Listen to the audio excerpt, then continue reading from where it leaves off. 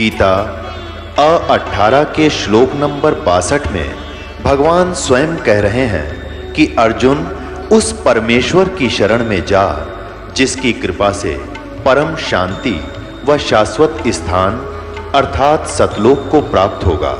वो परमेश्वर कौन है, कहाँ है, कैसा है, जानने के लिए कृपया अवश्य सुनिए जगत गुरु तत्वदर्शी संत रामपाल जी महाराज के अमृत वचन।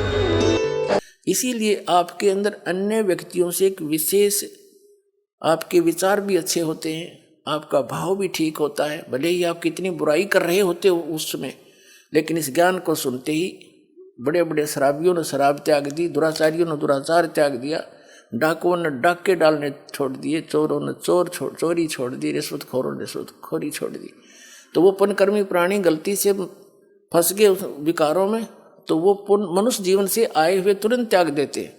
और जो टर्न वाइज नंबर प्राप्त है वो भी बुराइयां कर रहे हैं, वो नहीं ना सुनते हैं ना वो त्यागते हैं, वो तो याद फिर उनका अंत ही बुरा होता है, वो अलग है। उनमें थोड़ा समय लगे, ऐसा नहीं है। जो मनुष्य अन्य प्राणियों के जीवन से मनुष्य जीवन प्राप्त किया है वो भी शरण में आ सकते हैं, लेकिन उनको टाइम ज़्यादा लगेगा आने में।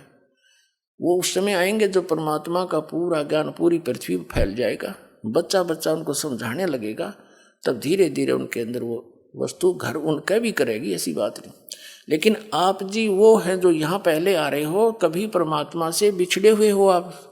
जब कबीर भगवान आए थे, अब कोई महाराष्ट्र से आ रहा है, कोई बेंगलोर से, उसे जो है गुजरात से आ रहा है, कोई कहीं से आ रहा है। तो एक गांव में हजारों घर होते हैं और 2-3 बच्चे निकल कर आते, तो काल ने जगह जगह फेंक रखा था इनको संस्कारवश, और वहाँ से परमात्मा उठा कर प्रेरणा कर करके टीवी के माध्यम से, पुस्तक के माध्यम से, किसी भाई बहन रिश्तेदार के माध्यम से अपना फिर संदेश भेज रहे, और वही बच्चे अभी यहाँ आ रहे। तो वो 64 लाख जो शिष्य थे परमात्मा की इस लीला को देखकर उनसे विमुख हो गए, सत्संग जाना बंद कर दिया, लेकिन वो गुरुद्रोही नहीं हुए। उनको अब फिर बिचली पीढ़ी में वो पार करेंगे, इतने दयालु हैं, क्योंकि वो हमारे पिता हैं। और सो छल छिद्र मैं करूं अपने जन के काज,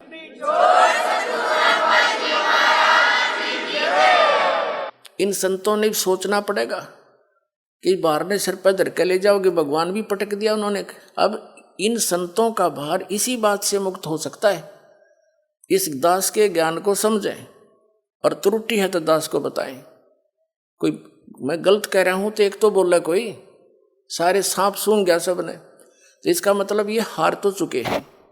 जनता भोली आत्मा श्रद्धालु हैं, चिपके बैठे हैं, इनको जब समझ में आओगी ये स्वयं आ जाएंगे।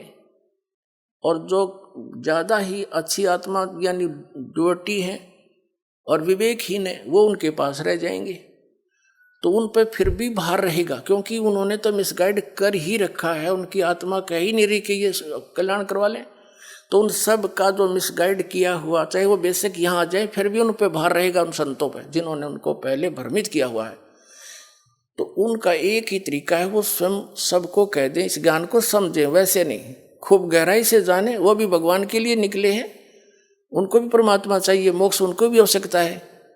और जब आपके पास मोक्ष मार्ग नहीं है तो यहाँ से आज कितनी सुविधा आपको कल को नहीं रहेगी। 84 लाख योनियों में जाना पड़ेगा, नरक में डालेगा काल तुम्हें। तो ये संत एक बार इनको कह देंगे कि भाई देखो ऐसे आशा है, हमने कोशिश बहुत की, हमें भी ज्ञान नहीं था, इस ज्ञान से तो सिद्ध हो ही जाएगा, उनको ज्ञान है नहीं। अरदास सरेआम कह रहे हैं इनको ज्ञान नहीं, इनके पास कोई समाधान नहीं, फिर भक्ति किस लिए कर रहे हैं? जब कोई साधन नहीं है और ज्ञान नहीं है, फिर क्यों आप भ्रमित जनता को करें? तो इससे इनको ये समझ में आ जाना चाहिए और कह देना चाहिए अपने अनुयायियों को, भाई ऐसे ऐसे बात बन गई, मुझे भी ज्ञान नहीं था। और आप भी चलिए, आप कल्याण कराओ वहाँ पर जा करके। अब एक डॉक्टर के पास आने में के शर्म माने, दास डॉक्टर है, आपको जन्म मरण का रोग है, परमात्मा ने दास को डॉक्टर बना के भेज दिया, तो सारा विश्व आ जाओ।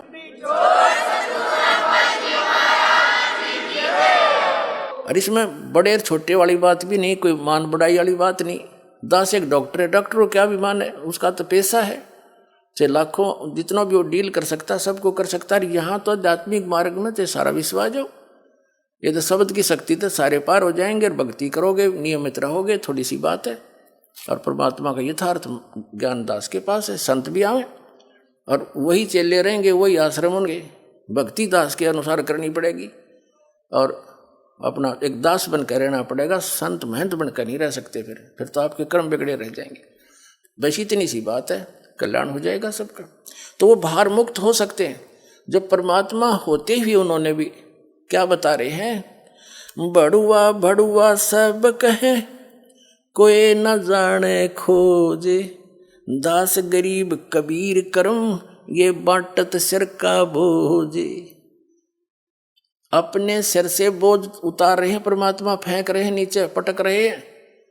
64 लाख शिष्य हो गए थे, तो गुरु पर भार होता है उन शिष्यों का। वो तो भोली भाली आत्मा समर्पण हुई बैठे हैं और वो कसाई के लिए जा रहे हैं, जो गलत रास्ता बता रहे हैं, काल के जाल में फंसा रहे हैं। तो इनसे बड़ा अपराध कुछ नहीं हो सकता। तो कबीर साहब जब परमात्मा ने भी अपने सिर से बोझ पटक दिया कि ये जान जोगे नहीं है सतलोक, तो क्यों सिर पर भार रखा। तो ये अपने सिर से भी उतार के उन्होंने तरीका यो अपना लिया, तो सब उनसे विमुख हो गए, तो उनसे वो भार मुक्त हुए। देखो गण का संग लई कहते कौम छती से, गरीबदास इस जुलहदी का दर्शन आन हदी से। सब 36 कौम 36 जात ये कह रही है, देखो वैसा को साथ लिए सरेआम घूम रहा है, इस जुलाहे का इस दान के तो दर्शन करने में भी टोटा। और फिर क्या कहते हैं, शाह सिकंदर लोधी के पास पहुंचे। शाह सिकंदर को सुनी भ्रष्ट हुए दो संत, गरीबदास चारों वर्ण उठ लागे सब पंथ। यानी सिकंदर लोधी के पास सभी ने जाके बता दिया कि ये दो संत आदरणीय रविदास साहिब जी, परम पूज्य कबीर परमेश्वर जी के विषय में कहा कि वो दो भ्रष्ट हो गए, उन्हें सरेआम वैश्यावर्ती करते हाथी पर घूम रहे। 4 वर्ण 6 आश्रम दोनों दीन खुशहाल, गरीबदास हिंदू तुर्क पड़ा शहर गल जाल। अब क्या बताते हैं कि सभी के सभी जितने दोनों धर्मों के आचार्य शंकराचार्य पीर गुरु थे, ये सब बड़े खुशी बनाई। आज इसका टंटा कट जाएगा, आज इसको राजा जान से मरवा देगा, फांसी की सजा देगा, इसको दंडित करवाएंगे। शाह सिकंदर कह गए सुन कबले अरदास, गरीबदास तलबा हुई वो पकड़े दोनों दास। आदरणीय गरीबदास साहिब जी बता रहे हैं कि शाह सिकंदर के जब सब लोग गए काशी के इकट्ठे होकर के और उन्होंने अर्ज करी, तब सिकंदर लोधी ने कहा कि लाओ उन दोनों को पकड़ कर। तो वो दोनों पकड़े गए, आदरणीय रविदास साहिब जी, परम पूज्य कबीर परमेश्वर जी। कह कबीर यो क्या किया गणकालीनी संगे, गरीबदास भूले भक्ति ये पड़ा भजन में भंग। अब सिकंदर लोधी शेष था, पहले तो जो ज्ञान सुन रखा था भगवान का, उसके आधार से बोला कि कहो कबीर यो क्या किया, वैसा ले ली संग और गरीबदास भूले भक्ति। सिकंदर लोधी कह रहा है कि तुम भक्ति भूल गए और आपके पड़ा भजन में भंग। अब परमेश्वर कबीर जी क्या कहते हैं, सुन सिकंदर बादशाह हमारी अर्ज आवाज, गरीबदास वो राक्षसी जिन ये साजा साज। वो तो जानी जान थे, उन्होंने तो जानबूझ कर लीला की थी और एक दास बनकर कह रहे हैं कि हे सुनो सिकंदर बादशाह हमारी अर्ज आवाज, और गरीबदास वो राक्षसी जिन ये साजा साज। भगवान आप रक्षा करेगा मेरी, जो मेरे से गलती बनी या ना बनी। जैसे सिकंदर लोधी ने शिक्षा दी कि क्या क्या किया कबीर जी आपने, यो वैसा कुछ साथ ले लिया, आपकी भक्ति में कितना हानि होगी। तो परमात्मा एक दास बनकर उतरे थे एक दास की लीला, एक हर तरह की लीला वही करके गए हैं जो एक संत ने करनी चाहिए और एक भक्त ने करनी चाहिए और एक अच्छे नागरिक ने किस तरह अपना गुजारा करके जीवन निर्वाह करना चाहिए। और परमात्मा तो 6 अवतार लीला उनकी चल ही रही थी, काशी में बैठ कर पूरे ब्रह्मांडों को घुमा रहे थे और साथ में एक तत्वदर्शी संत वाली भूमिका भी वही कर रहे थे। खरी खरी जो कहते हैं सोई संत कहावे, और जेता मीठा बोलिया तेता संत ना हो। तो परमात्मा जो संत ने सतगुरु ने जो बोलना चाहिए, सच्ची सच्ची कहनी चाहिए, वो परमात्मा कबीर जी ही बोल के गए थे। और जो सच्ची कहता है वही सतगुरु होता है। तो कबीर साहब जी भी ही रियल में सतगुरु और परमात्मा थे ही। तो अब वो सेवादास को दे दी उन्हें सारी सच्ची कहने की, चाहे जो शरीर रहो चाहे ना रहो, उसका संदेशा पूरा पहुंचाऊंगा उसके बच्चों।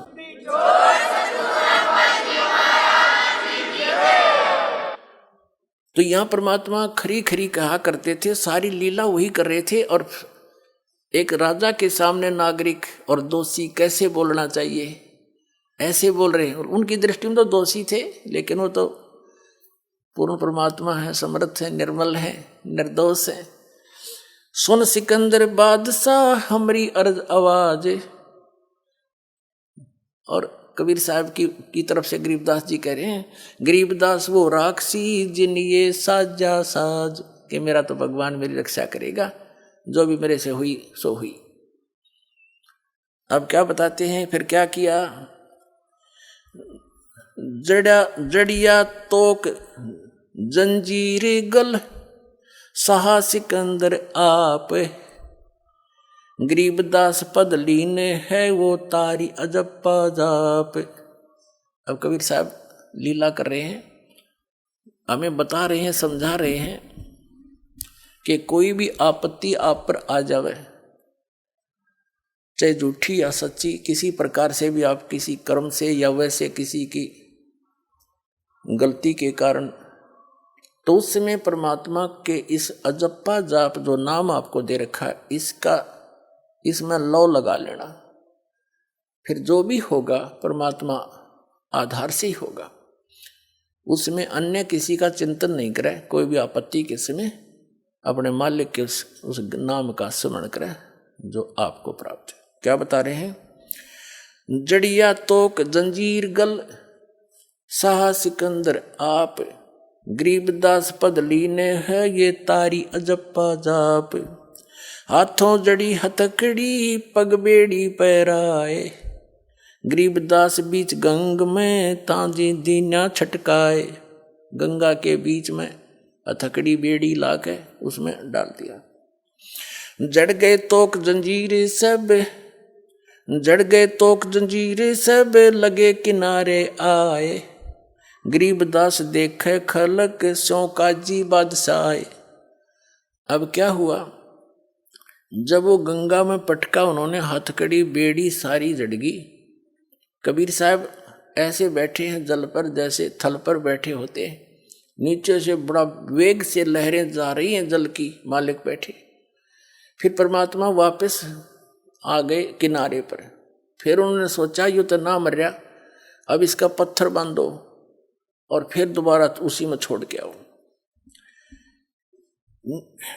जड़ गए तोक जंजीर सब, लगे किनारे आए। गरीबदास देखे खलक सो काजी बादशाह। तो सारी जनता देख, दर्शक सारा शहर उमड़ कर जा रहा, और बादशाह भी वहीं खड़े।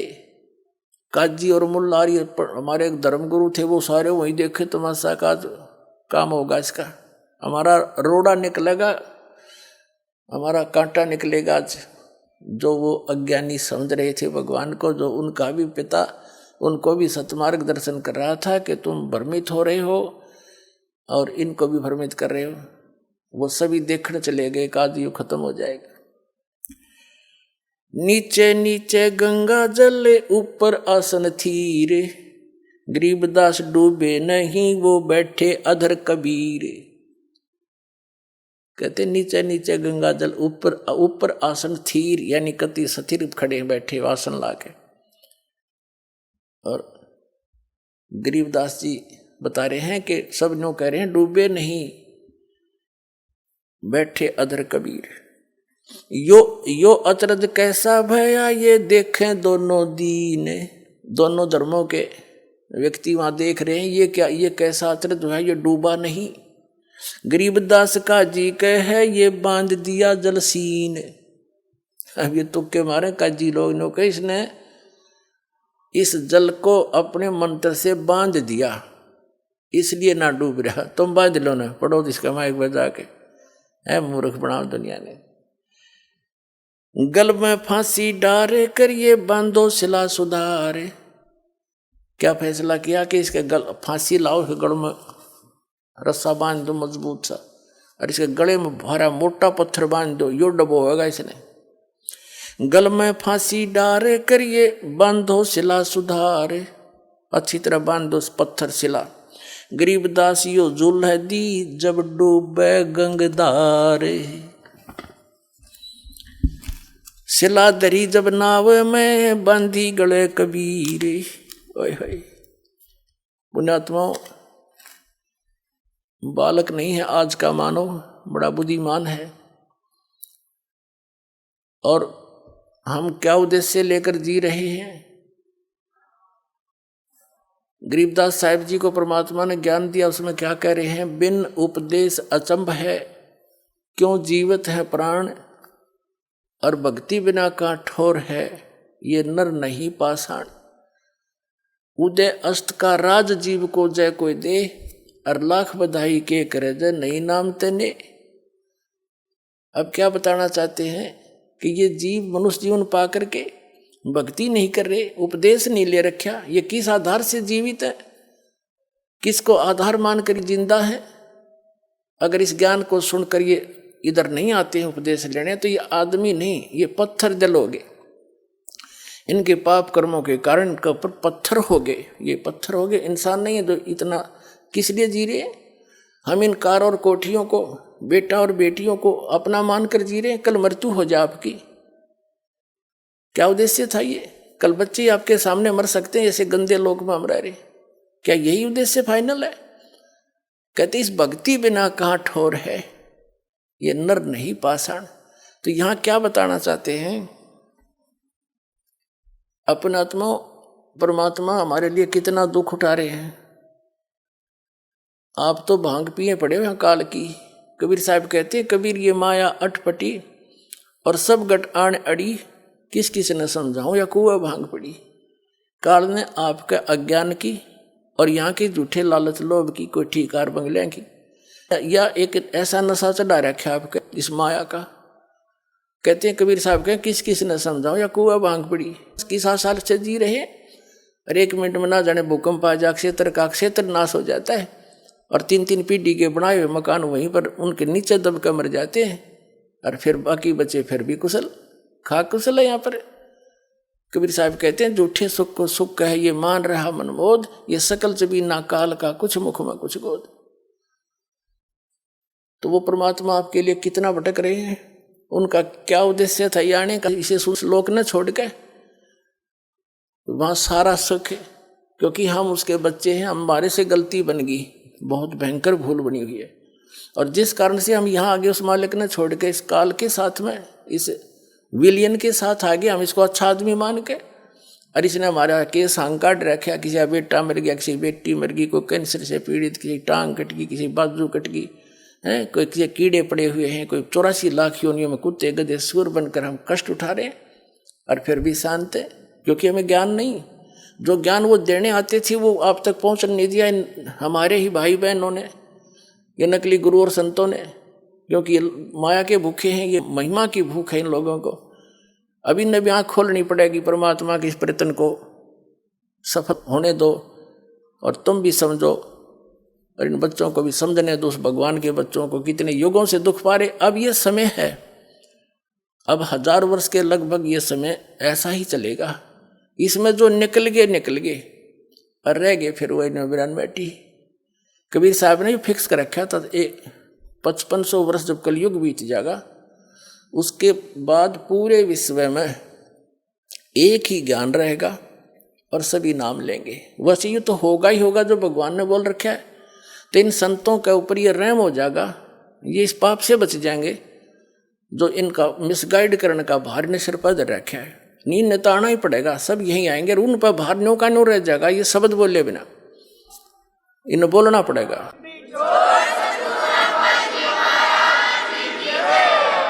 अब हमारे भगवान, हमारे पिता, हमसे गलती बन गई, कहते हैं कोटिक अवगुण बालक करही, पिता एक चित नहीं धरही।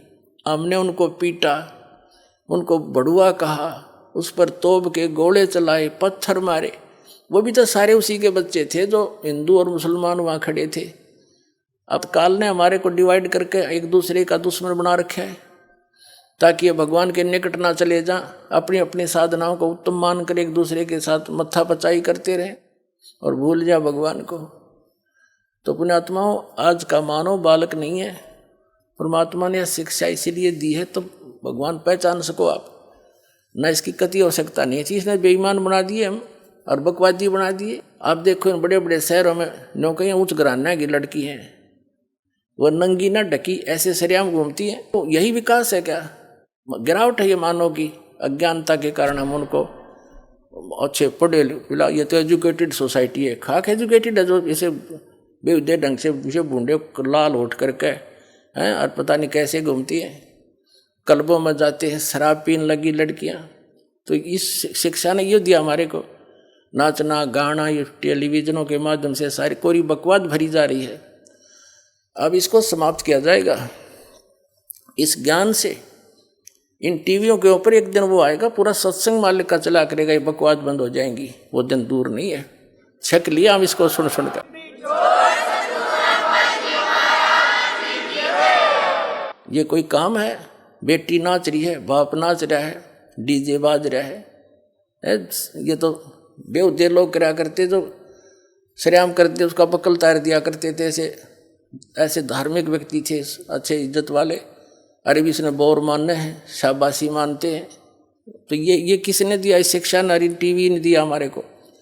अब इस शिक्षा का, इस टीवी का सदुपयोग होगा, भगवान को पहचानेंगे, जन जन तक मालिक का योग ज्ञान इसी टीवी के माध्यम से रूबरू हो रहा है। ऋषि से पहचान कर उसके बच्चे बहन बेटी भाई भाग भाग कर आ रहे हैं, अपना कल्याण करवाएंगे। तो परमात्मा हमारे लिए इतना कष्ट उठाए।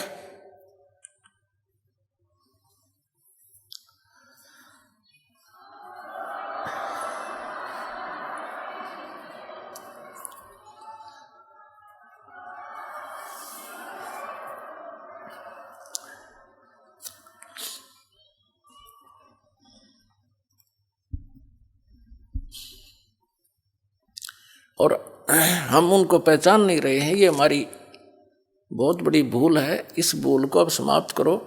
असंख्य युग हो गए यहाँ धक्के खाते हैं। परमात्मा कहते हैं कोट जन्म तन भरमत हो गए, कुछ नहीं हाथ लगा रे, कुकर सुकर खरबया बोरे, कौवा हंस बगारे।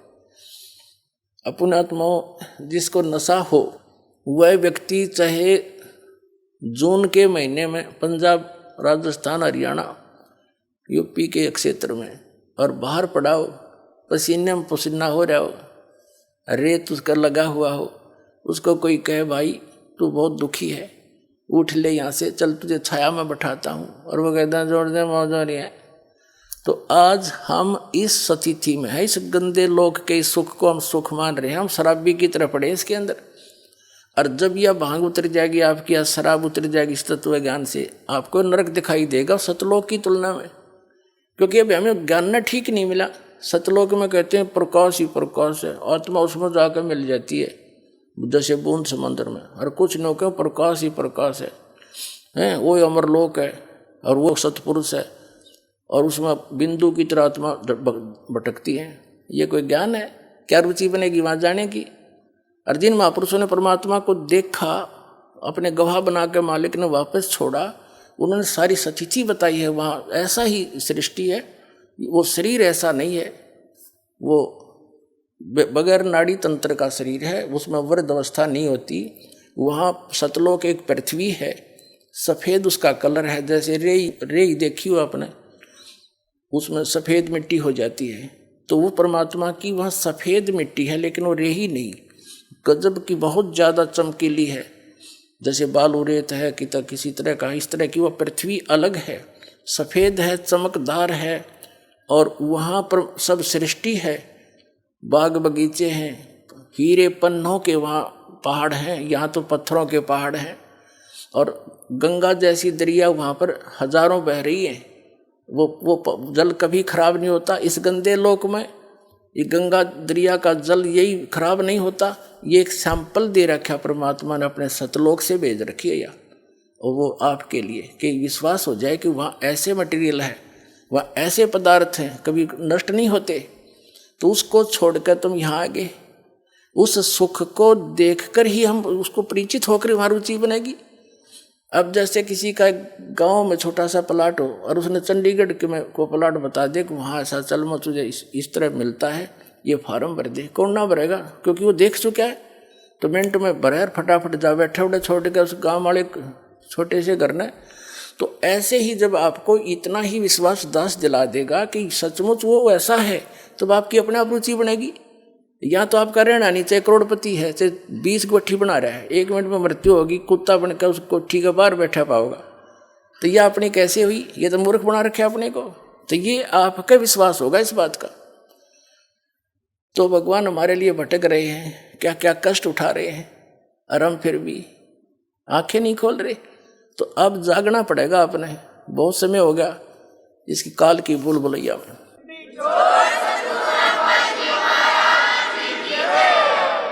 अब उस परमेश्वर को कितना प्रताड़ित किया गया, और उसी के बच्चों द्वारा करवा दिया काल ने। सिकंदर लोधी क्या, हिंदू मुसलमान क्या, पीर और काजी ब्राह्मण क्या, आचार्य शंकराचार्य क्या, ये उसी के तो बच्चे हैं सारे, ये कोई दूसरे थोड़े ही हैं। वो समर्थ थे। अगर वो दूसरा समझते, जैसे ये, और तुम देखो पुराने इतिहास देख ले, दुर्वासा जैसा का, दुर्वासा के पास थोड़ी सी भक्ति प्राप्त की थी, सिद्धि होगी, और श्री कृष्ण जी के पूरे परिवार को श्राप दे दिया, तुम्हारा नाश हो है। और वो नाश हो गया, यादव कुल का 56 करोड़ यादव कटका मर गए। तो वो उसके थे नहीं। और कबीर साहब समर्थ थे, दुर्वासा जैसे तो उसका पास सिंह भी नहीं, समर्थ शक्ति है वो। और उन्होंने किसी को बद्दुआ भी नहीं दी। अब वो किसने बद्दुआ दे, किसने मारे, वो सारे उसी के बच्चे थे।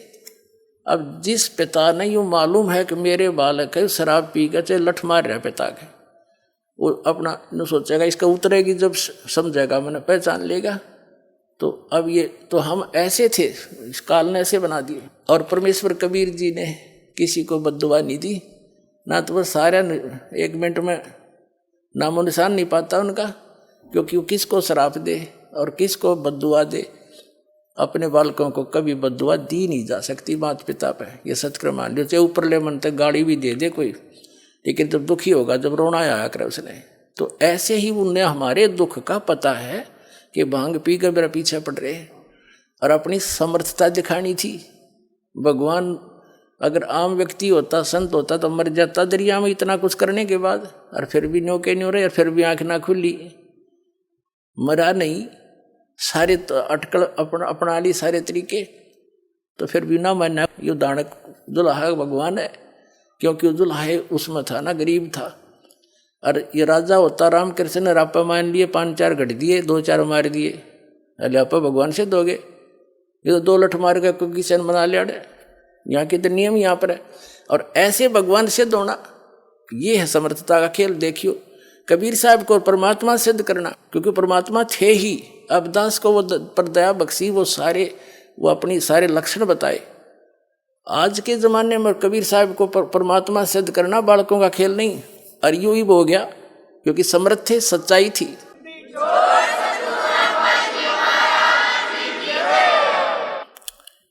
सिला धरी जब नावे में बांधी गले कबीर, गरीब दास फंद टूटे कर ना डूबे जल नीर।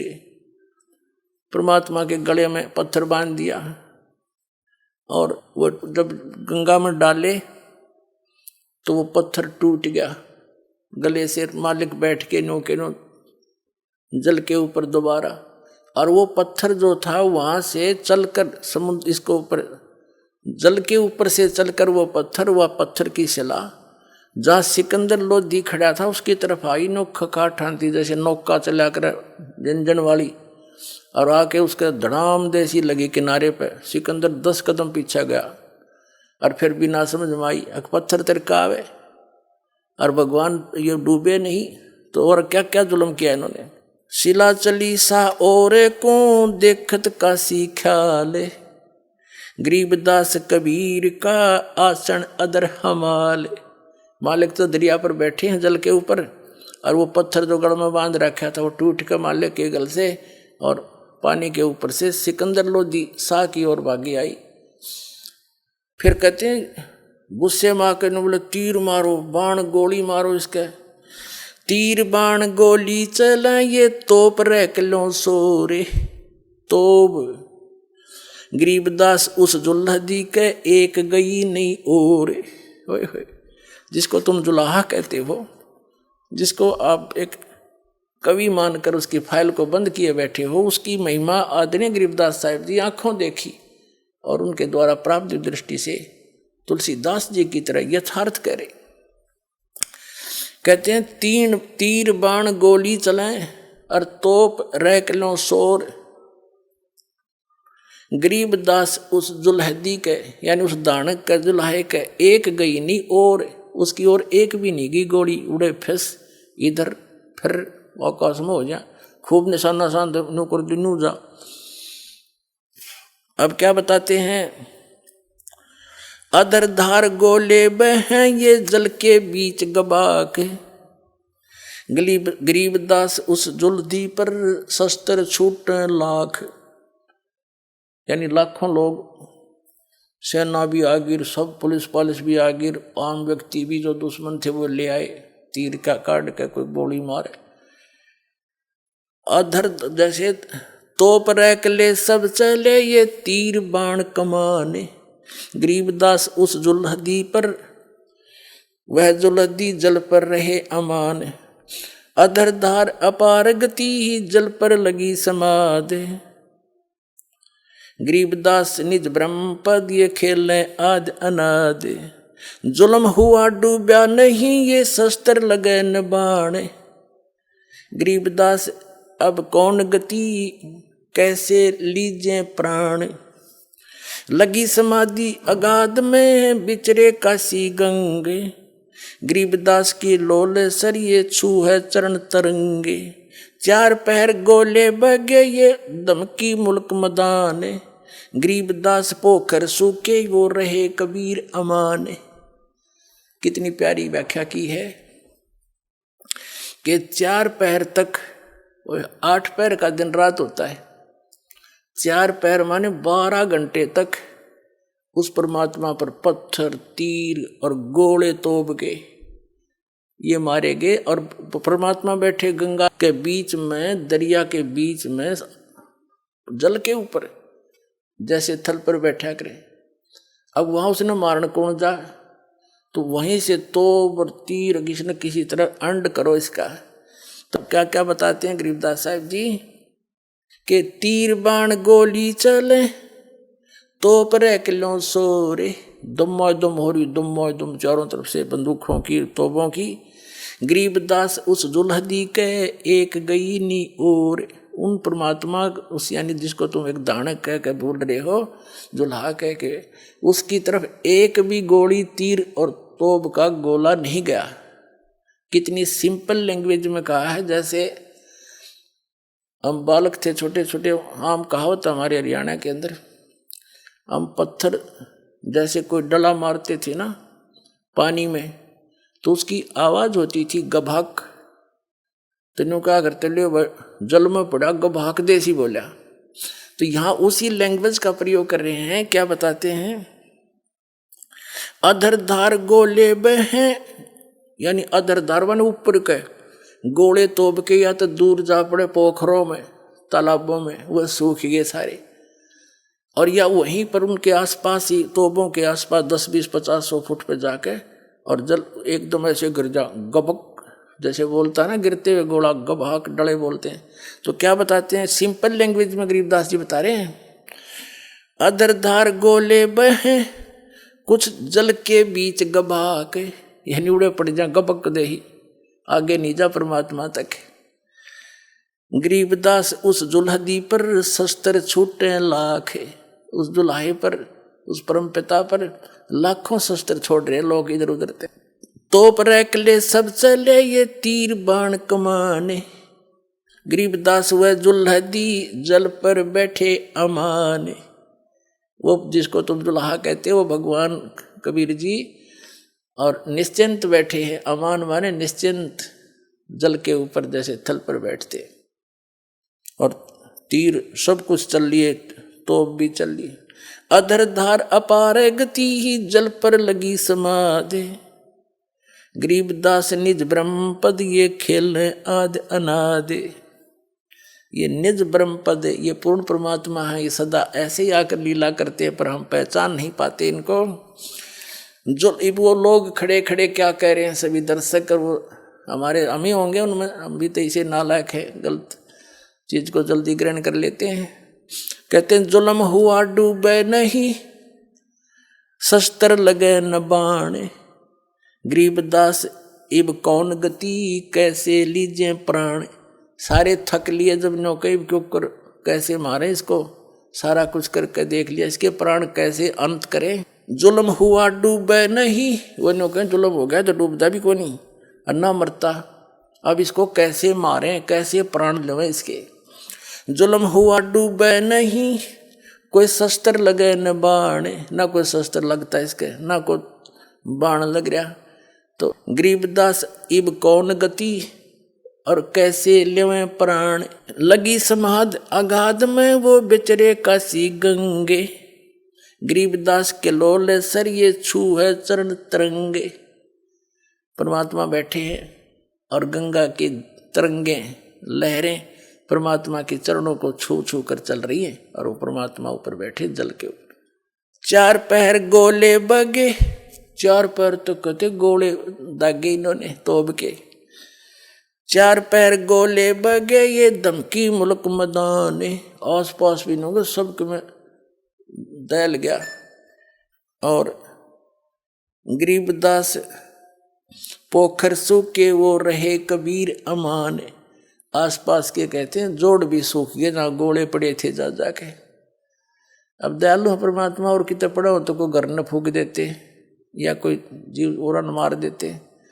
उन पोखरों में तालाबों में जा पड़े कि तो दूर या उसी में गंगा में गिर गए। गरीबदास जी कहते हैं चार पैर तक गोले चले और धमकी मुल्क मैदान, आसपास के सब लोग भी दहल गए। और गरीबदास पोखर सूखे, वो तालाब भी सूख गए। रहे कबीर अमान, परमात्मा नू के नू बैठे रहे, सुरक्षित रहे। अपनी करनी सब करी ये थाके दोनों दीने, गरीबदास अब जुल्हदी बैठ गए जलमीने।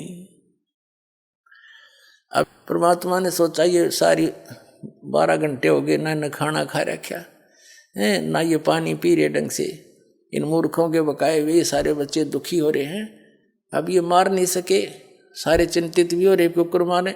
अन्यों सोचा रहा भगवान अपना पैर पकड़ दो, या बुद्धि ना आई तो दाता ने सोची ये अपने घर न चले जाएंगे, और नीचे डुबकी लगा गए। सब ने खुशी मनाई, लड्डू बांटे, मर गया फिर गया रेती रेग, यानी गंगा में दब जाएगा लहरों के नीचे, इसके ऊपर रेत फिर जाएगी सदा के लिए खत्म। सब जामा अपने खूब मुंह धो धोकर खूब बिठाई बांट रहे हैं। अच्छा, उधर दोनों को पकड़ कर ले गए थे, रविदास जी को और कबीर परमेश्वर जी को। तो परमात्मा ने कहा था भाई इसका दोष नहीं कति, ये तो मेरे कहे तड़ा है, मेरा शिष्य इसने आज्ञा का पालन कर दिया और इसका दोष नहीं है, जो गलती सारी मेरी है। तो रविदास जी को छोड़ दिया। रविदास जी अपने घर थे, अपनी कुटिया में थे। तो कबीर साहब वहां जाके बैठ गए रविदास जी के पास। उन सब ने देखा कि वो तो डूब डाब लिया, खूब मिठाई मुठाई बांटर, गाँव में गीत सुरीले।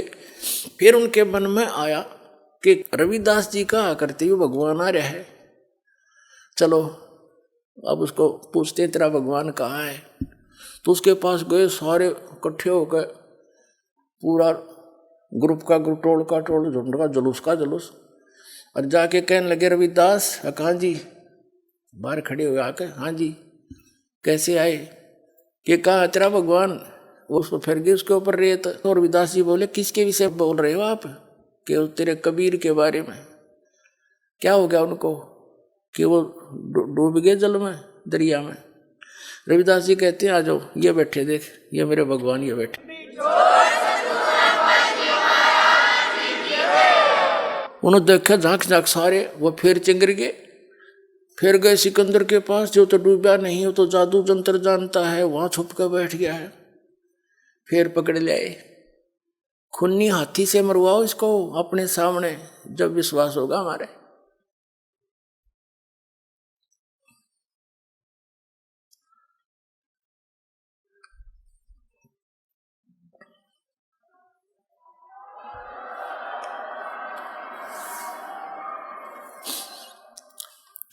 अपनी करनी सब करी, ये थाके दोनों दीन। परमात्मा की अद्रुक्ति असहनीय है पुण्यात्माओं। और वो किस लिए दुखी हुए, आपके लिए, हमारे लिए। अब पहचानो उस बालिक को। पुण्यात्माओं, दास को ये ज्ञान हो गया, इसलिए मैं परमात्मा की ये लीला बहुत कम सुनाता हूं, क्योंकि मुझसे कहा नहीं जाता।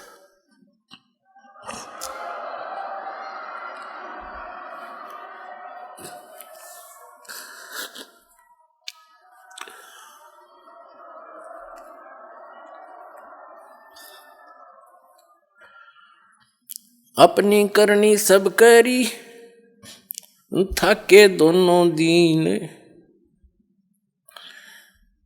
गरीबदास अब जुल है दी, बैठ गए जलमीन। परमात्मा कहते हैं, गरीबदास जी कहते हैं, परमात्मा ने जब देखा ये तो सारे काम कर लिए, इन्हें जो करना था, सारे अस्त्र शस्त्र प्रयोग कर लिए, अब ये यहीं दुखी होते रहेंगे, बैठ गए जलमीन, यानी जल के अंदर चले गए मालिक। डूब्या डूब्या सब कहें, हो गए गारत गोरे। गरीबदास कबले धनी, तुम आगे क्या जोर। अब हमारी जो वृत्ति है ये सदा से ही खराब है। हम उस परमात्मा पर विश्वास कर नहीं रहे और सिकंदर लोधी की प्रशंसा कर रहे हैं कि हे कबले धनी, हे महाराज, हे सम्राट, आपके आगे के पार बसावत ही। आखिर में डूबना पड़ा उसने। वहां ये शब्द बोले हमने, क्या कहते हैं, डूब्या डूब्या सब कहें, हो गया गारत गोरे। यानी कति गारत गोर माने कति डूब गया, खत्म हो गया सदा के लिए। गरीबदास कबले धनी, तुम आगे क्या जोर। सिकंदर लोधी से कहते हैं कि आप आगे किसकी बसाव, आप तो राजा हो, सम्राट हैं। आनंद मंगल होते हैं ये बटें बधाई बेग। गरीबदास उस जुल्हदी पर फिर गया रेती रेग। अब सब लोग खुश हो रहे हैं, जो कबीर जी डूब गए परमात्मा, और उसके ऊपर रेत, रेग माने गारा, या उसके ऊपर उसके सौ पर जमगी होगी, क्योंकि ऐसे फलों में नीचे दब के जमुना का, गंगा का रेत दाब लेता है नीचे। उस दृष्टिकोण से कह रहे हैं, आनंद मंगल होते हैं ये बटें बधाई बेग।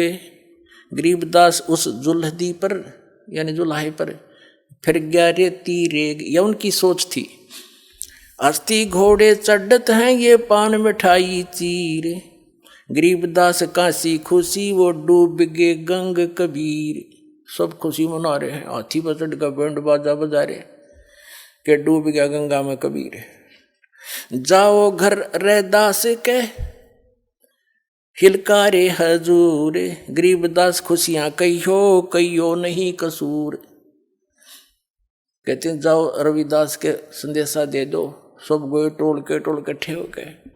और नो ना क्यों डूब गया, नो पूछियो कित से उतरा गुरु जी।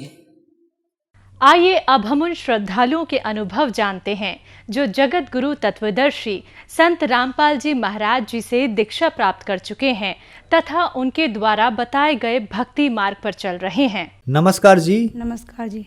क्या नाम है जी आपका? रानी दासी। बहन जी आप कहाँ से हैं? उत्तर प्रदेश मेरठ से। संत रामपाल जी महाराज से नाम दीक्षा आपने कब ली? मैंने संत रामपाल जी महाराज से दीक्षा 2018 25 मार्च को ली थी।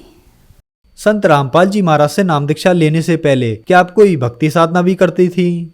13 साल की उम्र में मैंने राधा स्वामी पंथ से मैं जुड़ी हुई थी। 21 साल हो गए मुझे राधा स्वामी पंथ से जुड़ी हुई थी। मेरे गुरुजी का नाम था राजेंद्र सिंह जी महाराज। तो वे हमें 5 नाम देते थे, ज्योत निरंजन, ओमकार, राराकार, सोहम, सतनाम। वे बताते थे कि 1-2 घंटे बैठ जाओ, सुमन करो। तो हम जब बैठ जाते तो हमें तो कुछ नहीं दिखाई देता था, और उनकी भक्ति करने के बाद करते रहे। 21 साल हो गए करते करते, मुझे कोई लाभ नहीं हुआ, बल्कि और मेरी मट्टी खराब हो गई। मेरा पूरा परिवार जुड़ा हुआ था राधा स्वामी पंथ से। उसके बाद मैं 13 साल की उम्र में राधा स्वामी पंथ से जुड़ गई थी। बहन जी, जब आप राधा स्वामी पंथ से जुड़ी हुई थी, 21 साल तक आपने भक्ति साधना की और मात्र 13 साल की उम्र में आपने राजेंद्र सिंह जी महाराज से नाम दीक्षा ली, तो फिर क्या कारण बना कि आप संत रामपाल जी महाराज की शरण में आई? कारण ये था कि मेरी बहन ने, वो हरियाणा में रहती है, वो 8-9 सालों से हो गई। वो जब भी मैं घर पर रहने जाती थी छुट्टियों में बच्चों के साथ, तो मेरी बहन भी आ जाती थी। मेरी बहन कहती थी कि दीदी तू ये नाम छोड़ दे, तेरी ये इसमें कोई परमात्मा नहीं मिलेगा तुझे। जिससे हम संत रामपाल जी महाराज से जुड़े हुए हैं, वो खुद ही परमात्मा हैं। हमें बहुत ही लाभ हुए हैं, बहुत ही, यानी कि हमें परमात्मा मिल चुके हैं, तू भी उससे जुड़ जा। मेरे पति बहुत ड्रिंक करते थे, बहुत ज़्यादा ही। तो मैंने उसकी बातों का यकीन नहीं किया। तो मेरी बहन ने मुझे ज्ञान गंगा पुस्तक दी। वो ज्ञान गंगा मैंने पढ़ी, उसमें मैंने जाना, तो फिर भी मैंने यकीन नहीं करा। तो मेरी बहन फिर कहने लगी, इन्हों का तू एक काम करना, साधना चैनल पे सत्संग आता है संत रामपाल जी महाराज का, उसको सुनना। मैंने वो सुना तो मेरे शुरू में तो मुझे उठपटांग सा लगा वो, कि पता नहीं क्या क्या कहानी से सुना रहे हैं ये। फिर मैंने राजेंद्र जी महाराज, जो मेरे राधा पंथ गुरु जी थे हमारे, उनका सत्संग सुनती थी, उनकी किताब पढ़ती थी। तो फिर मैंने ज्ञान गंगा किताब पढ़ी, उनका मेल मिलाया। तो हमारे जो संत रामपाल जी महाराज मैं अब जुड़ी हूँ, उनके जब मैंने बात देखा तो उनका ज्ञान बिल्कुल ही अलग था। राजेंद्र जी जो महाराज थे, उनकी पुस्तक का ज्ञान अलग था। तो मैंने फिर सोचा ये तो अलग ही ये बात है, तो पढ़नी चाहिए। मैंने फिर ज्ञान गंगा पुस्तक पढ़ी, उसमें जाना कि हाँ ये तो ज्ञान सच्चा ही ज्ञान है, मैंने जो गलती करी है ये तो ठीक नहीं है। फिर मेरी बहन, मैंने फिर भी टाल कर दी। तो मेरी बहन कहने लगी, जब तेरे पर कोई कष्ट पड़ेगा ना, जब तू ये संत रामपाल जी के शरण में, तू खुद ही आएगी। मैंने कहा चल देखी जाएगी, ठीक है कोई बात ना। मेरे पति ने कहा कि भाई, मेरे पति ड्रिंक करते थे, मुझे मारते थे, पीटते थे, तो बहुत दुखी करते थे। कभी मैं हर रोज़ चेक पोस्ट पर जाकर खड़े हो जाया करती थी पुलिस के यहाँ, कि मेरा पति दुखी करता ये है। मैंने फिर अपनी बहन के पास फ़ोन करा। मेरी बहन कहने लगी, हमने तुझे समझाया था, ये जो तू जिसने तेरा नाम ले रखा संत राजेंद्र जी महाराज का, ये तुझे सुख नहीं देने के हैं ना, तेरा कुछ कर सकते हैं। तू संत रामपाल जी के शरण में आ जा, वे खुद परमात्मा आए हुए हैं, तुझे सुख मिलेगा, ये ड्रिंक भी छोड़ देंगे करने। तो मैंने कहा अब क्या करूँ मैं। तो एक दिन रात को मैंने संत रामपाल जी महाराज का सत्संग चलाया साधना चैनल पे। उसे काफ़ी हमने 15-20 मिनट तक सुना। तो मेरे पति ने 4 ये क्वार्टर ले आए दारू के, वे बैठ कर ड्रिंक करने लगे और कहने लगे कि भाई जो तू सत्संग सुन रही है, इसे मैं नहीं चलान देने का। मैंने कहा ये आप सुनो ना सुनो, मुझे तो सुनना है। तो मैं कम से कम 1 घंटे का सत्संग आता है परमात्मा का, 8:30 बजे खत्म हो जाता है संत रामपाल जी का। तो हम काफ़ी देर सुनते रहे। तो मेरे पति ने 2 क्वार्टर पी लिए ड्रिंक के। तो वे कहने लगे, वे उल्टी सीधी बात करने लगे संत रामपाल जी को। कहने लगे, जो मैंने गले में माला पहन रखी है शेरा वाली की, मैं गले में यही माला डाल रखूँगा, तेरी माला कभी नहीं डालने का मैं गले में। तो कहने लगे ठीक है। तो परमात्मा तो अपने वही बात है, संत रामपाल जी सत्संग ही करते रहे और सत्संग खत्म हो गया। तो अगले रात को पता नहीं क्या हुआ, उन्होंने एक पौवा तो छोड़ दिया और ड्रिंक करके सो गए वे। सवेरे उन्होंने मेरी बहन के पास फ़ोन मिलाया मेरे पति ने, और कहा कि मुझे नाम दीक्षा लेनी है, मुझे जाना है। तो मेरी बहन ने कहा ठीक है जीजा जी आप आ जाओ, हम आपको संत रामपाल जी से नाम दीक्षा दिलवा देंगे। तो वे चले गए। वहाँ जाने के बाद उन्होंने संत रामपाल जी महाराज से नाम दीक्षा ली। और फिर 11 मार्च 2018 में 11 मार्च को मेरे पति ने नाम दीक्षा ली। और वे वहाँ से आने के बाद बिल्कुल ड्रिंक छोड़ दी मेरे पति ने। बहन जी, संत रामपाल जी महाराज से नाम दीक्षा लेने के बाद क्या आपको लाभ भी प्राप्त हुए? मेरे पति ड्रिंक करते थे बहुत ज़्यादा। तो वे कहने लगे कि मेरे 1-2 बार उन्होंने नाम खराब भी कर लिया था। तो फिर पर भक्तों से बात हुई तो कह लगे कोई अभी नया नया नाम सा है, तो धीरे धीरे उन्होंने उनका नाम फिर शुद्ध करवाया। नाम शुद्ध करवाने के बाद परमात्मा ने ऐसी रजा बख्शी, बस उनके जब भी वे ड्रिंक करते थे उनको उल्टी हो जाती थी, जब भी ड्रिंक करते उल्टी हो जाती। तो वे कहने लगे कि पता नहीं मेरे साथ क्या हो रहा है कि ये दारू मेरे अंदर नहीं जा रही। तो मैंने बैठ के समझाया कि इस धरती पर कबीर साहब परमात्मा खुद आए हुए हैं संत रामपाल जी के रूप में, आप उनकी भक्ति करो, ये ऐसा नहीं चलने का। ये परमात्मा, क्योंकि आप परमात्मा की आत्मा हो, उनके बच्चे हो। तो वे कहने लगे कि ठीक है। तो जब भी एक दिन उन्होंने एक पैक बनाया और वो पी लिया। जब तो एक पौवा पी जा करते हुए, फिर उन्हें एक पौवा पिया। एक पौवा पीते की साथ ही उन्हें सुबह के 5 बज गए उल्टी करते करते। उन्होंने कसम खाई आज के बाद मैं ड्रिंक नहीं करने का, हे कबीर साहब परमात्मा संत रामपाल जी महाराज मैं ड्रिंक नहीं करने, कसम खाई उन्होंने। उस दिन के बाद आज 4-5 महीने हो गए हैं, उन्होंने ड्रिंक नहीं किया, बिल्कुल भी छोड़ दी। और परमात्मा को मुझे तारीख पर जाने को भी मना करते थे कि तू तारीख पर नहीं जाएगी जब ड्रिंक करते थे। अब वे बिल्कुल मना नहीं करते, उनका जा तुझे जाना है जा, जब भी परमात्मा का आदेश आए तू जाना। मेरी लड़की है 14 साल की, उसके घुटनों में दर्द होता था। तो मेरी माँ ने भी कहा कि भाई बेटी उनका तुझसे इलाज करवा, इसके गोड्डों में जो है कैल्शियम की कमी हो रही है। जब हम शुरू की तारीख पर हिसार गए थे तो उस पर चला नहीं गया। तो लड़की ने कहा वहाँ दंडवत करके, परमात्मा अगर अगली बार मैं तारीख पे आऊँ तो मैं बिल्कुल दौड़ती हो आऊँ। तो वो घर पे जब तारीख लगा के हम घर पे आए तो रात की हमने संध्या आरती चलाई।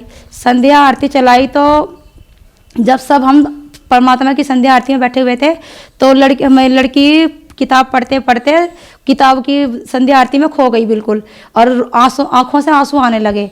तो सामने उसने देखा कि परमात्मा खड़े हैं, उसे बहुत ही लंबे तगड़े परमात्मा, उनके चेहरे से बिल्कुल किरण निकल रही थी, रोशनी, और उनके हाथ में से किरण निकल रही थी परमात्मा, वो किरण उसके घुटनों पे गिर रही थी। तो वो कहने लगी, जब संध्या आरती खत्म हुई वो टॉयलेट करने गई, वहाँ से बिल्कुल आराम से उतर के आ गई, चढ़ भी गई। वो 3-4 बार उसने उतर कर देखा, कहने लगी मम्मी मुझे कुछ महसूस हुआ। कहने लगी क्या हुआ कि मम्मी फिर वो उन्हें रस्सी लेके जिस तरह कूदते हैं वो कूदने लगी। फिर कहने लगी मम्मी आज मेरे परमात्मा ने मेरे गोड्डों का दर्द बिल्कुल ठीक कर दिया। बस उसके बाद और आज तक मेरी लड़की बिल्कुल ठीक है। डॉक्टर को दिखाया तो डॉक्टर ने कह दिया इसकी जो दवाई चलेगी, कैल्शियम की कमी है इसके गोड्डों में, हो सकता है इसके गोड्डों की ऑपरेशन भी हो सकता है इसके गोड्डों का। बस मेरे उस मालिक ने रजा करी परमात्मा ने, आज वो लड़की बिल्कुल ठीक ठाक है, दौड़ती है, भागती है। ये लाभ हुआ हमारे परमात्मा का। और लाभ ये हुआ कि मैं जब कपड़े धो रही थी तो जिस तरह मैंने एक सरफ, थोड़े से कपड़े रह गए थे तसले में थोड़ा सा पानी था, तो मैं सरफ लेने के लिए खड़ी हुई। जब सरफ लेने के लिए मैं खड़ी हुई तो मेरा किसी ने टांग पकड़ के खींच ली मेरी। तो मैंने जब तो बैलेंस संभाल लिया, दूसरी बार मेरी फिर टांग पकड़ के खींची तो मैं वहाँ गिर गई। तो मेरी हाथ की ये हथेली फट गई, उसमें बहुत मोटी कंकर थी, वो निकाली मैंने, उसमें से एक बूंद भी खून नहीं निकला। तो मैं कहने लगी परमात्मा मेरे साथ क्या हो रहा है। वहाँ से उतर के मैं नीचे आ गई। तो मैं जिस तरह रसोई में बैठ गई तो मैं नीचे को बैठकर जोर लगाने लगी, मैं नीचे को अपने आप को कंट्रोल करने लगी। तो ऊपर से ऐसा लगा जैसे मुझे कोई खींच रहा है मेरी आत्मा को, लंबे लंबे सांस भरने लगी। ये कहते कहते मैं मेरी लड़की कहने लगी कि मम्मी आपको क्या हो रहा है। मैं कहा पता नहीं बेटा मुझे क्या हो रहा। तो कह ले मम्मी आप परमात्मा को याद करो, संत रामपाल जी महाराज के में बंदी छोड़ मुझे बचा ले। इतना कह के मैं बेहोश हो गई। तो लड़की आधे घंटे की बात है, ये लड़की मेरी यानी कि मैं मर चुकी थी, मेरे सुनना दिखना और मेरी आवाज़ निकलनी बंद हो गई थी, मेरा ठंडा शरीर पड़ गया था, बिल्कुल हाथ पैर में लीले पड़ गए थे। तो लड़की मुझे गोद में लेकर बैठी, जिस तरह लाश लेकर बैठी है। 4 आदमी थे, बहुत ही लंबे तगड़े, काला चेहरा था उनका और छोटी छोटी बिल्कुल लाल आँख थी और अच्छा माथा था उनका। वे कहने लगे तेरा समय पूरा हो चुका है, तू चल यहाँ से। तो मैं डर के मार थोड़ी पीछे से हो गई। और वे इतने लंबे थे मैं आपको बता नहीं सकती, यहाँ के जो पहलवान है वे भी कमजोर हैं उनके सामने, इतने तगड़े थे वे।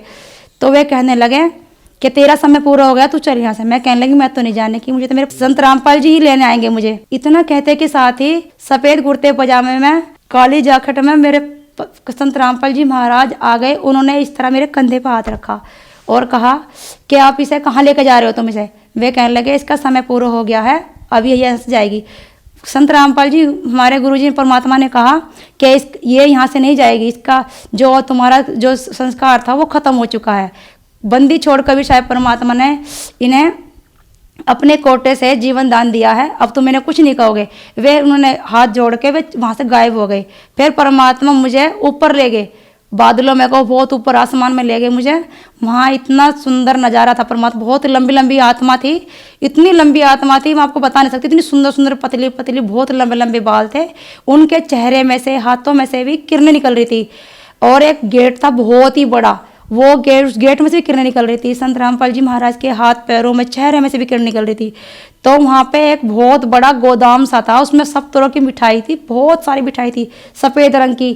तो मुझे कुछ खाने की इच्छा हुई तो परमात्मा, वही बात, संत रामपाल जी महाराज, वो तो कबीर साहब परमात्मा अंतर्यामी है, उन्होंने मेरी इच्छा जान ली। उन्होंने इस तरह हाथ को करा और एक बहुत ही बड़ा थाल आया उड़ के, मोतीचूर के लड्डू थे उसमें।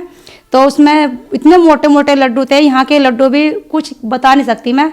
और तो परमात्मा ने कहा ले बेटी एक ये लड्डू खा। मैं जब वो लड्डू परमात्मा ने उठा कर दिया संत रामपाल जी ने, उसकी जगह एक लड्डू और आ गया, यानी कि लड्डू पूरे हो गए इस तरह। तो मैंने वो लड्डू खा लिया और वो बस मेरी भूख मिट गई। फिर परमात्मा ने कहा बेटी ये जो तुझे ये जो जीवन दान मिला है तुझे भक्ति के लिए मिला है, और तुझे जो 5 बच्चे जो तुझे दिए हुए हैं ये तेरे बच्चे नहीं हैं, ये उस कबीर साहब परमात्मा के बच्चे हैं। और तू इनकी जो तुझे सेवा दे रखी है परमात्मा ने, ये बस उस मालिक की दया है इस पर, कबीर साहब परमात्मा की, कि मेरा पूरा परिवार परमात्मा के चरणों में है, जुड़ा हुआ है। 5 बच्चे परमात्मा ने दिए हैं, वो 5 बच्चे नाम कबीर साहब परमात्मा से जुड़े हुए हैं, नाम दीक्षा मिली हुई है उन्हें। तो परमात्मा ने संत रामपाल जी ने कहा था कि तू जो तुझे सेवा दे रखी है समय समय पर चाहे कितना भी करें, इन्हें परमात्मा का नाम जपवाना, सुमन करवाना, जैसे भी ये करे। मैं ठीक है परमात्मा, और तेरा पति जो है इसकी चिंता मत कर, ये तो मेरे हाथ में है, इसे तो ये अपना आप ही लाइन पे आ जाएगा। और पर जिस तरह ये ड्रिंक छोड़ दी ने, ये और भी जो है बिल्कुल सुधार हो जाएगा इसमें। और बस तू तेरा जो काम भक्ति कर, बच्चों को समय समय भक्ति करवाना। और फिर परमात्मा ने कहा तेरे ऐसी जीवन में ही तेरे पूरे परिवार को ये मोक्ष दिलाऊंगा और पार तारूंगा। इस तरह परमात्मा ने ऊंचा हाथ करा, आशीर्वाद दिया परमात्मा ने, और लंबे हो गए परमात्मा। संत रामपाल जी ने मेरा छोटा ज्योति रूप बनाया और मुझे मेरे शरीर में डाला। परमात्मा ने कहा जा बेटी अब तू भक्ति करना, जम के भक्ति करना, और जो तुझे बताया है, तुझे तो दिखाया है, सबको बताना कि संत रामपाल जी महाराज के रूप में ही कबीर साहब परमात्मा आए हुए हैं। और सब परमात्मा से ही नाम दीक्षा लेकर अपनी मोक्ष करवाओ। शारीरिक समस्या ये थी कि मेरे शरीर में ये जो शरीर है मेरा वो नीचे को हो जाया करता। मैं ऑपरेशन करवाया था, मैंने 30 साल लग रही मुझे ऑपरेशन करवाने, बच्चा बंद होने का। तो मेरे पे चला भी नहीं जाता था, तो लैट्रिन के रास्ते मुझे कब्ज होती, तो ये समझ लो इतना खून जाता था कि भाई 1 गिलास भर लो खून का। मैं रोती थी, दर्द भी होता था। तो मैं अपने पति को बताती, तो पति कहते तो दवाई खा ले। मैंने दवाई भी खाई तो दवाई से आराम नहीं लगा। तो जब मैं प्रथम नाम ही मिला था मुझे, अब तो परमात्मा ने सतनाम भी दे दिया मुझे। तो जब मैं वहाँ अपनी बहन के साथ तारीख लगाने जाती थी तो मेरी बहन को बताया, तो मेरी बहन के पास एक डॉक्टर नहीं है, और डॉक्टर नहीं कहने लगी कि तेरी बच्चादानी निकालनी पड़ेगी, इसका तो ऑपरेशन होएगा, इसमें कम से कम 5-6 हज़ार रुपया खर्चा आ जाएगा। तो मैंने अपनी बहन को बताया, तो मेरी बहन कहने लगी हम जो हमारे अभी तू नाम से जुड़ी है, तो परमात्मा संत रामपाल जी महाराज है, खुद डॉक्टर है एक, तू उससे अरदास कर, मालिक तेरी सारी बीमारी दूर करेगा। मैंने बस वहीं से यही पल्ले गांठ बांध ली कि मैं बस, मेरा तो डॉक्टर वही है, वही मेरा इलाज करेगा, जो मैं डॉक्टर को दूंगी वो परमात्मा के गले में डालूंगी। संत रामपाल जी के महाराज के सामने अरदास लगाई, तो मेरा उसी दिन से ही मेरा शारीरिक जो दर्द था, जो बीमारी थी मेरी खत्म हो गई। आज इस बात को 1 साल हो गया। तो मैंने अपनी बहन के पास फ़ोन करा, तो मेरी बहन कहने लगी वो बंदी छोड़, संत रामपाल जी महाराज है, वो खुद परमात्मा है, वो सबकी बीमारी दूर करते हैं। भाई ये मुझे लाभ हुआ, और अब भी लाभ ही हो रहे हैं रोज। धन्यवाद जी। साहिब जी।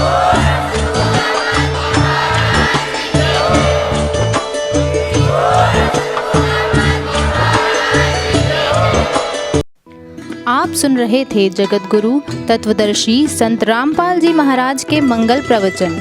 अधिक जानकारी के लिए संपर्क करें।